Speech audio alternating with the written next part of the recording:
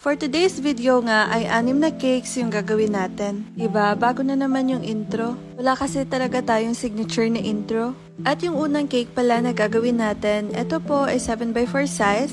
At yung umorder sa atin nito ay yung bagong client natin from Bago City. Shoutout po kay Sir Dave at maraming salamat sa pag-order ng cake na to. At yung gusto niya palang design ay Barbie theme lang daw. At wala pala siyang sinend na specific design. Basta sabi niya tayo na lang daw bahala. Nagkulay lang ako dito ng pink. Tapos, para ma-achieve yung pink na yan, yung ginamit ko lang po ay yung Chef Master na burgundy at saka adan nyo lang ng konting Petraco na red. Diba nawala na tayo dun sa cake video na yun? Moving on pala dito sa second cake, ito po pala ay 8x4 size.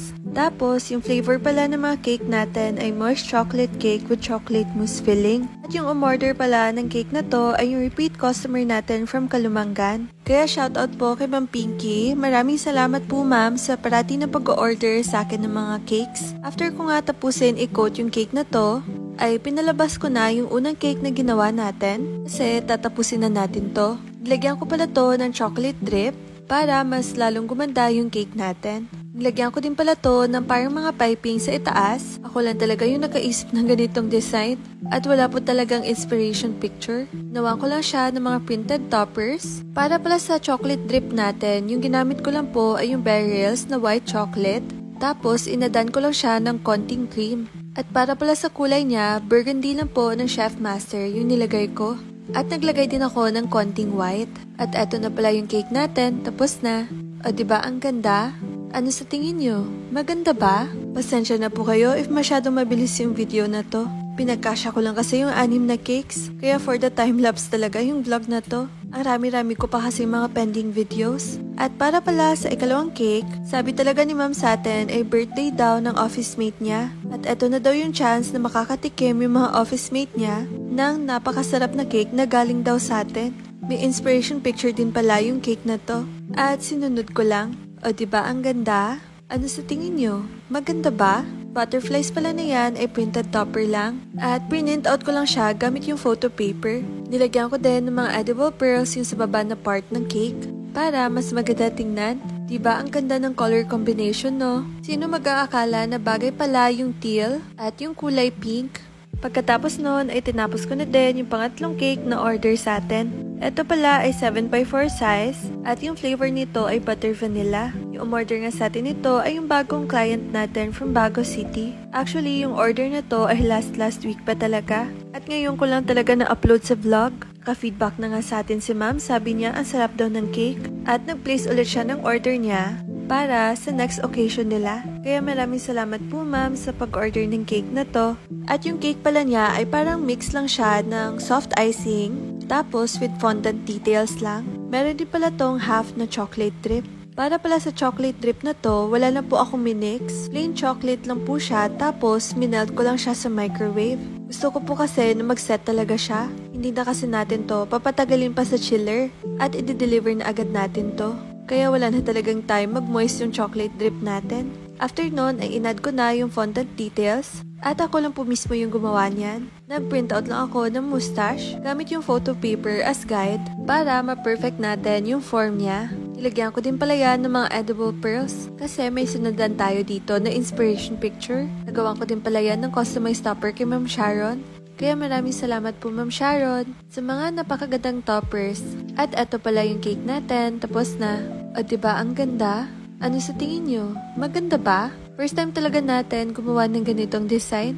Kaya nakakadagdag naman to sa portfolio natin. At yung portfolio pala ay yung tinatawag na parang mga photo album mo ng mga cakes na ginagawa mo. Reference naman kasi yon ng mga clients natin. Every time na humahanap sila ng mga designs, minsan kasi wala silang makita ng mga inspiration picture sa Google or sa Pinterest. Kaya sinasabi ko na talaga na mag-browse na lang sa albums ko pag meron na silang napupusuan ng mga designs. Kaya yun lang talaga yung sinasuggest ko sa mga clients ko pag wala talaga silang maiisipan ng mga designs or kung wala talaga silang makita ay sinasabi na lang talaga nila na tayo na lang daw bahala. At eto na nga, ginagawa ko na yung Spider-Man cake. Eto nga yung cake na nakalimutan ko talaga gawin. Hindi kasi to pinaremind sa akin ni mama. Customer kasi niya yung order nito. Mabuti na lang talaga at meron akong extra dito sa chiller ng 8x4 size na cake. Kaya dali-dali ko talagang dinecorate to.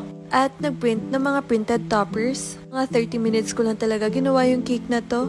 'Di ba? Parang si Superman ata tayo nung time na to ah. Natapos kasi natin to agad-agad. At hindi talaga tayo na late. Tingnan nyo naman yung details ng cake. Proud na proud talaga ako sa self ko dito.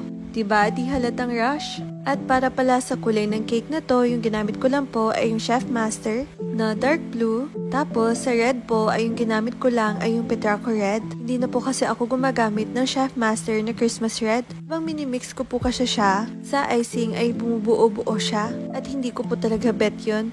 Kaya nag-switch na po ako sa Petraco red. At ang ganda naman kasi ng shade ng red nila. At eto na pala yung cake natin, tapos na. O diba, ang ganda? Ano sa tingin nyo? Maganda ba? Grabe, ang dami ko na talagang nakikita ng mga bakers or mga vloggers na ginagamit yung tagline natin. Kaya shoutout po sa inyong lahat at maraming salamat sa pag-appreciate ng tagline ko. At meron din pala akong nabasa na comment. Yung sabi niya, parang may ginagaya daw ako na vlogger, the way ako magsalita. Pasensya na po, inuulit ko po kasi. Ako po ay taga Bago City, Negros Occidental at hindi po Tagalog yung first language ko. Yung first language ko po is Hiligaynon, kaya medyo may tono po talaga yung pagsasalita ko. At wala po talaga akong ginagaya na vlogger. Sa inyo po, ano po ba talaga dapat yung tono ng pananalita ko? Pag hindi kasi ganito yung the way ako magsalita, parang hindi ko po talaga kasi ma-express yung self ko. Parang ganito, for example, ang cake pala natin ngayong araw ay color yellow. Tapos nilagyan ko lang ng drip dyan sa cake. Nilagyan ko din pala yan ng piping sa ibabaw para hindi siya masyado plain tingnan. At eto na pala yung cake natin, tapos na. O diba, maganda? Ano sa tingin nyo, maganda? Gusto nyo ba yung ganitong accent? Kasi gagawa ako ng video na ganito yung accent ko. Hindi ko talaga mapigilan tumawa, sorry lang. O ayan, feeling ko yan yung mga accent na matatanggap nyo talaga. Yung literal na Hiligaynon, pero nagsasalita ng Tagalog. Eto lang po talaga kasi ako the way magsalita, kaya tanggapin nyo na lang po. At pasensya na, ganito lang po talaga kasi ako. Para pala sa huling cake order natin, ito ay 7x4 size. Yung flavor nito ay butter vanilla din. At yung umorder sa atin nito ay repeat customer natin from Bago City. Kaya shoutout sa iyo Hazel at maraming salamat sa pag-order ng cake na to. Pangalawang cake order niya nga to sa atin. At para pala sa cake niya, yung gusto niya lang dito ay parang may mga fault line lang siya na kulay blue. So as usual, if gumagawa tayo dito ng mga ombre cake, ay ginagawa ko muna yung puti. Tapos dun ako nag-a-add ng mga layers ng colors. Habang nag-a-add ako ng mga layers of colors, ay gumagamit ako dito ng scraper para mapakinis natin yung bawat layer nito. At ganito lang talaga kasimple yung gusto ni Hazel. Nagawa ko din pala to ng customized topper. Hindi na nga ako dito nag-add ng edible pearls. Para kasing ang OA na tingnan. Pinaikot-ikot natin yung cake para makita nyo yung design. At diba ang ganda? Ano sa tingin nyo? Maganda ba? At maraming salamat po pala sa lahat ng mga nag-order sa akin ng mga cakes. After nga nito ay pumunta na ako sa Bacolod kasi naiintriga talaga ako dito sa Landers. Ang sabi kasi nila, Crazy Rich Negrense daw yung pumupunta dito. Eh Crazy Negrense lang kasi tayo eh. Di tayo rich. Tingnan nyo naman, 1 week na to mag-o-open pero punong-puno pa yung parking lot. Hala ko talaga wala na masyado tong hype. Pero hype na hype pa talaga. At habang nasa Bacolod pala ay umikot ako para makahanap ng mga i-giveaway natin. Kaya abangan nyo na lang po yung post ko. At isa pala to sa ipamibigay natin.